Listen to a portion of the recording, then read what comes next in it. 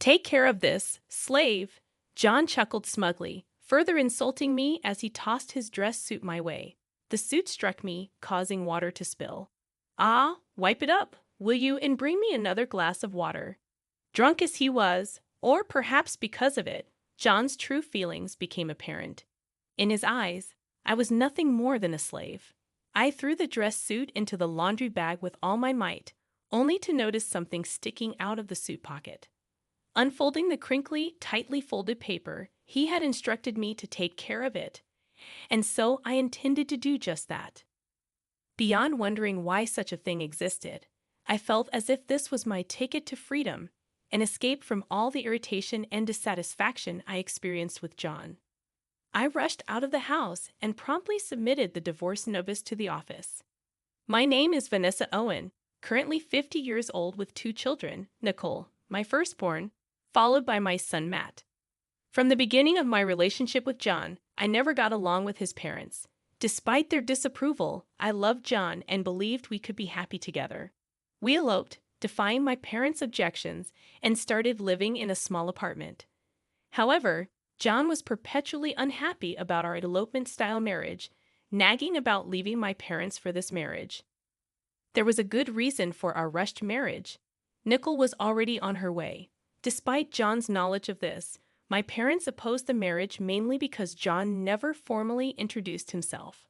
However, I don't intend to blame John entirely, acknowledging my faults. I've never liked his parents, who constantly criticized me. Right now, with a child on the way, we should focus on the future rather than dwelling on the past. Despite my admonishments, John continued berating me, saying things like I should never have married you, or your cooking is worse compared to my mother's. With no place to return after our elopement, I endured John's nagging every day. Despite everything, John adored our children, and our kids, Nicole and Matt, kept our marriage together through high school. When Jan was promoted to department head and brought colleagues home, including a male subordinate named Rob and a female subordinate named Jenna Manning, our marital relationship deteriorated. Though John had a good reputation outside the house and was highly trusted by colleagues, our family barely functioned. At one gathering, John's words revealed his true feelings, saying he could divorce me anytime, but I wouldn't let him go. This admission, disguised as a joke, made me realize the depth of his dissatisfaction. Despite his words, John's subordinates praised our supposed good relationship, while John laughed, intoxicated, insulting, and bragging until he passed out. His subordinates helped with the cleanup. As we cleaned up in a friendly atmosphere, Jenna spoke up, revealing that the director actually praised me at work. Unbelievable! I laughed, and Jenna chimed in, it's true. He always says his family gets along well. The president admires that too. The president values family in that regard. The director is always praising his family, so the president tells everyone else to learn from him. That kind of joke earlier only works if there's a good relationship, right? Gina, seeming a bit tipsy, happily chatted away about John's behavior at work. If that's true, that's good, I repeated, forcing a smile. I muttered under my breath, trust was long gone between us. I quickly realized that John was just saying those things to make himself look good. I've heard that good liars mix a bit of truth in their lies. Jan was probably deceiving his colleagues in the same way. I didn't know if it was his nature or a calculated move. But this made me truly despise Jan. I disliked how he shamelessly used the family as a facade. However, our children were still students, and I wanted them to go to college. As John said, think of the children. I couldn't divorce him.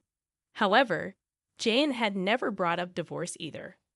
We were just living life without making waves. In this life, our children grew up honest and cheerful. Nicole graduated from a local university and joined a nearby company. 3 years later, Matt, who had left home for university, also found a job locally and decided to return home. I was genuinely happy that the children were coming back, and when both became working adults, it felt like a weight was lifted off my shoulders. Then another happy event occurred.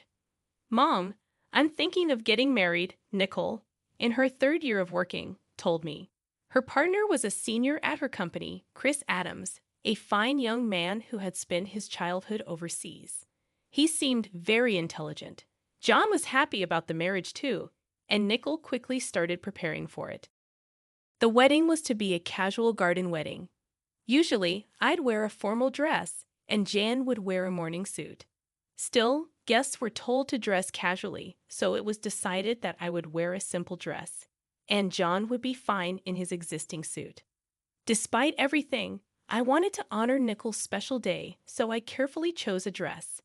I thought about getting a new suit for Jan, but he insisted that the one he already had was fine. Reluctantly, I brushed and mended John's suit, looking forward to the wedding. On the wedding day, blessed with good weather, the ceremony began, surrounded by beautiful greenery and flowers. Rob and Gina, John's colleagues who had always been kind to Nicole and Matt, attended the wedding, and I thanked them for coming. At the reception, a stand-up party, I spent a happy time greeting Nicole's friends and colleagues. Jan seemed to be enjoying himself, but perhaps getting too drunk, he started commanding, "Hey, Vanessa, get me a drink." Waiters were walking around the venue, and it was embarrassing that he had to call out to me, who was far away, instead of just looking around. "Mrs. Owen, I'll go for you."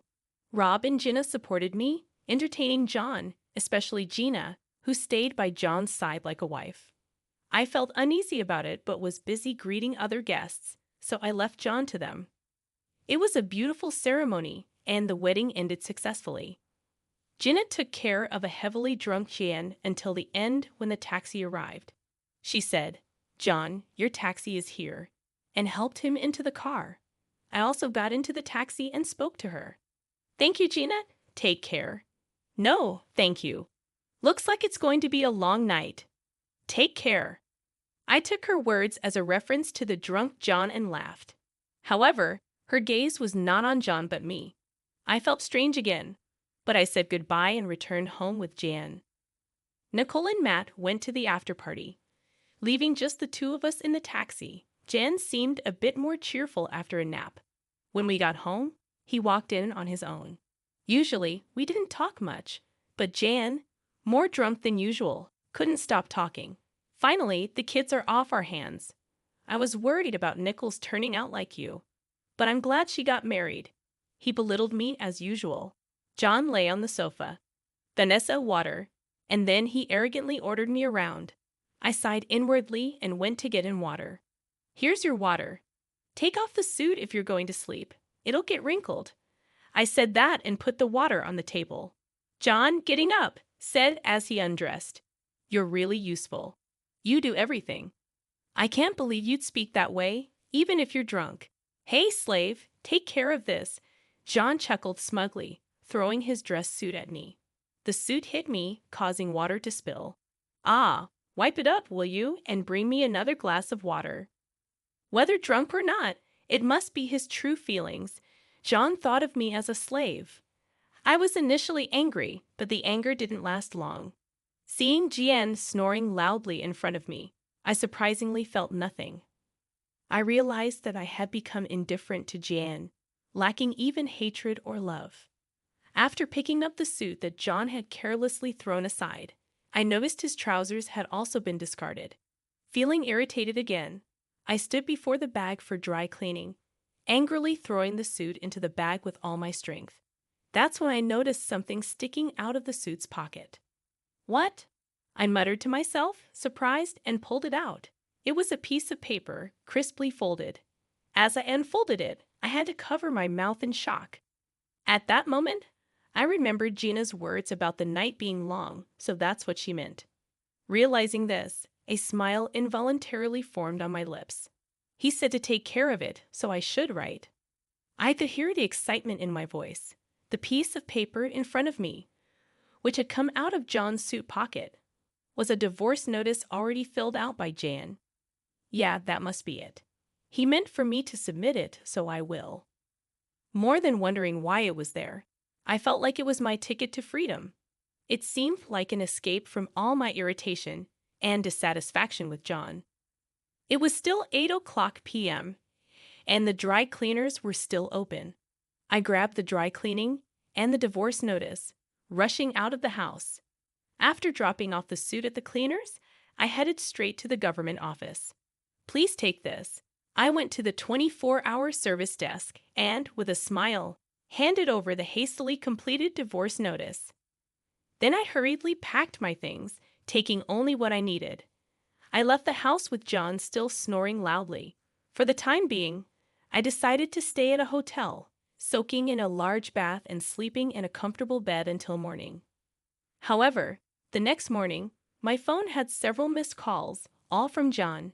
It surprised me that my number was still in John's phone. Yes, where are you? Just as I was thinking about it, another call came in. Reluctantly, I answered, and John's panicked voice came through. He must have been surprised to wake up and find me gone. After all, the spilled water is still there, a clear sign of something amiss. Where are you? Just as I was about to respond, John continued, We came home together, didn't we? The water is still spilled, and your clothes are gone. What's going on? From his words, it was clear he didn't remember what he had said the previous day. I sighed and said, You told me to send the suit to the cleaners, right? Well, there was a completed divorce notice in it. I thought that meant I should submit it, so I did. John erupted on the other end of the phone, yelling, What? How dare you do something so reckless? Do you realize what you've done? I was surprised by his reaction, but no matter how angry John got on the phone, it didn't bother me. You're so loud this early in the morning. I'm about to have breakfast at the buffet. Bye. Probably there was nothing to eat at home since I'd always prepared breakfast every morning.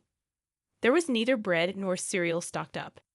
Nickel was likely at the hotel given as a wedding gift, and Matt wouldn't wake up until afternoon, having probably stayed out late drinking. John must be panicking alone in a house without food. With that thought, I savored my delicious breakfast. After breakfast, I immediately went to look for an apartment at a real estate agency. I didn't have the luxury of choice. I urgently needed to find a new place to live, but thankfully, I stumbled upon an apartment just a few blocks down from Nickel's new place. Moreover, the real estate agency was hiring part-time staff. I found both a home and a job that day and felt immensely grateful to the company. On my way back to the hotel, I received a call from Matt. Mom, where are you? Dad's making a fuss. I had been ignoring calls from John, so he must have forced Matt to call me. Matt's voice still sounded sleepy. I've divorced your father. I'm leaving the house, so take care. What? What do you mean? Matt sounded surprised by my words. Anyway, I needed to explain everything properly to my children. I decided to call Nickel that day and explain everything at the house. Why'd you suddenly call me here? Nickel looked anxious, understandably so. Yesterday was the peak of happiness, but today she was called to the house for something serious. She must have known it wasn't just a casual conversation. I felt sorry for her, but my parenting days were over. Being a parent is forever, but I want to live as a person, not as anyone's slave. I shouldn't feel ashamed for this, even though I thought this. I couldn't shake off the guilt towards my children. A sudden divorce? What do you mean divorce? Both of them questioned me simultaneously, and even John, taking advantage of the situation, joined in. That can't be true, right? Convince her. Despite being the root cause of the issue, John played the victim. It was turning into a 3-against-1 situation. I wanted the children to understand that this divorce wasn't just my whim. All I did was submit the divorce papers that your father had already filled out. Why am I being treated like the villain when it was your father who had prepared them in the first place? Hearing this, Nicole and Matt turned their gazes to John. Caught off guard, John frantically searched for an excuse. A villain. Come on, that was just a joke, right? Who would actually submit that? A joke. Do you have any idea how much that joke has worn me down? Jen flinched at my loud voice. Nickel and Matt clammed up, exchanging looks. Besides, for a joke, it was too well prepared. Don't you think? To me, it looked like something prepared to convince someone. John turned red and argued back, spitting out his words. His panicked state made the children realize something was amiss. I couldn't help but burst into laughter at John's behavior. No need to get so worked up. It's like you're admitting it's true. You set me up. You're the one who got angry at my deduction. Listening to our conversation, Nickel cautiously asked a question. What do you mean? I decided it was time to tell them everything. Well, you're not children anymore, so I have to tell you. Your father and Gina are having an affair. What are you talking about? John turned pale and stood up. Nickel and Matt looked shocked at first, but then directed looks of contempt at John. I found it strange. She used to call him director, but recently it's been John, and her words about our happy family felt insincere. That can't be. While she said she invited us, it felt like she was mocking us. A woman's intuition is often right. John was sweating unnaturally, unable to make any excuses. His behavior only confirmed my suspicions. While it was a shock, it was more about betrayal than lost love, which allowed me to keep my composure. But what really kept me sane was my role as a mother. To think she was invited to the wedding. I'm sorry, Mom, Nickel started crying. Jan looked hurt by her words, but he had no right to feel hurt, and Nickel shouldn't feel responsible. I only became sure of it yesterday. It's not your fault, Nicole. I comforted Nickel. As I said this, Matt sighed deeply, giving John a sharp look. I knew Mom and Dad weren't close, but this is too much. John's voice trembled pitifully. I had no choice. She kept pressuring me for a divorce, and I had to invite her to Nicole's wedding to convince her. Even the divorce papers, you used me. Otherwise, she said she'd tell the president about the affair. Anger made my fists tremble. After our force, she wanted to become John's next wife and take my place as Nicole's mother. So she had to attend the wedding. That's why he reluctantly invited her, planning to initiate the divorce afterward, showing her the completed divorce notice as proof. I never intended to really divorce you, it's true. Sure, you never intended to let go of your slave, did you? What are you saying? I never thought of you that way, John desperately pleaded, but Matt interjected. But Dad, you always said it would be easy to marry a woman who obeyed everything like Mom does. What? You always belittled Mom but never divorced her because you thought it was convenient for you. I stood up. Is there any reason I should stay married to this man? Nickel and Matt shook their heads firmly. Mom, you deserve to be free. That's right. And you'll always be our mom, even if Dad becomes a stranger. Nickel wiped her tears and smiled through her sniffles. After that, we left the house. Matt, not wanting to stay with John, decided to move into my apartment. The divorce papers were already submitted. We still had to sort out the property division, but I was relieved to distance myself from John. A month later, one of John's subordinates, Rob, visited the real estate agency. When I started working here, huh? Aren't you Director Owen's wife, Rob? Thank you for coming to Nicole's wedding the other day. What brings you here today? Actually, I broke up with my girlfriend and thought about a fresh start. Maybe moving to a new house. Rob smiled awkwardly as he sat down in front of me. Oh, I see. I had heard about Rob's girlfriend a few times. He seemed to care for her deeply, but it must not have worked out. Wanting to cheer him up, I responded with a smile. We found a suitable place, but since it was lunchtime and the person in charge of viewings was out, we scheduled a viewing for another day. By the way, when did you start working here? Director didn't mention anything about it. No, really, we got divorced. What? But last week at the dinner with the president, John was talking about planning a family trip. Rob was shocked, and so was I. John was still spreading such nonsense.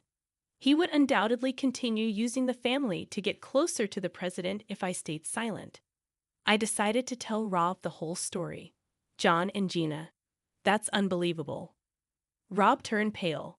His reaction was oddly striking. He slowly opened his mouth. My girlfriend was Gina. Gina Manning. I gasped, not expecting that Rob and Gina had been dating. Rob muttered, I can't forgive them. I silently watched him. Mrs. Owen, I can't forgive the two of them. I'll inform the president. His determined gaze met my nod of agreement. I felt the same way. I refused to be manipulated by John any longer. Rob left the shop, saying he'd come back for the viewing another time. He had my contact information from Nicole's wedding. I was sure he would contact me eventually. That day after work, as I was heading home, Rob contacted me immediately. "Mrs. Owen," I told the president. His voice was much more energetic than the time we met, made me smile. The president was furious, betraying his family and having an affair with a subordinate. Both of them will be dealt with. Really? That's great. Now we won't be used by them anymore. Those two deceived everyone, the family, the staff, even the president. They were called into the president's office right after I left. Imagining the scene, I couldn't help but smile. Even though they were no longer a part of my life, I couldn't accept them getting away scot-free. "Thank you, Rob. You will surely find happiness." I sent this to Rob, feeling like it was something I also wanted to hear. Eventually, Jan and Gina's affairs spread throughout the company, especially John, who had always boasted about his happy family life, turned out to be a scoundrel who preyed on a subordinate. He was demoted 3 ranks from director to an ordinary employee. At home, he had no family waiting for him. For a man over 50, it would be interesting to see how he would live from now on. Gina resigned, probably due to the scrutiny. She was about 35 years old, a pitiful woman unemployed in her mid-30s after meddling with a married man. Their relationship also ended. Such an unhealthy affair was never going to last. Gina had pleaded with Rob, but he firmly rejected her. Feeling relieved, his reaction made me feel relieved too. Afterward, I continued to live peacefully with Matt in our apartment. 2 years later, Matt told me he was getting married. "Just when I thought I'd be alone," he said, "Mom, let's live together now. I'm looking forward to the birth of my grandchild." Living with Matt and his wife, Nicole, is also doing well as a mother of one. The fact our family keeps growing brings me joy. I reached out to my elderly parents whom I hadn't spoken to in a while, told them about the divorce. They said, "Bring the kids over sometime." And I felt endlessly sorry and grateful to them. I plan to make up for my past mistakes by being filial to my parents and continue to be a reliable mother, always there to help my children.